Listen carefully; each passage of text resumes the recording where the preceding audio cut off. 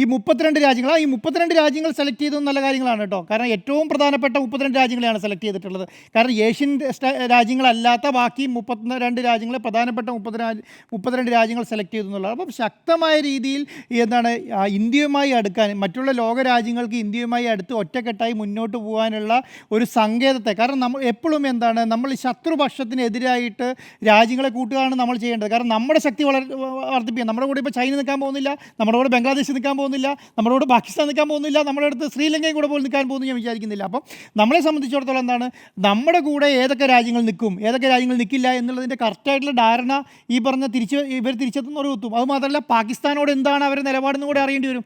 ഈ നമ്മൾ പോകുന്ന രാജ്യങ്ങളിൽ പാകിസ്ഥാൻ്റെ ഡെലിഗേഷൻ വരുമ്പോൾ പാകിസ്ഥാനോട് ആ രാജ്യങ്ങൾ എടുക്കുന്ന നിലപാടും കൂടെ നമുക്കറിയാൻ കഴിയും എന്നുള്ളതാണ്. അപ്പം ഈ പറഞ്ഞ ഡെലിഗേഷൻ കൊണ്ട് ഇന്ത്യക്ക് വലിയ ഗുണമുണ്ടാവും.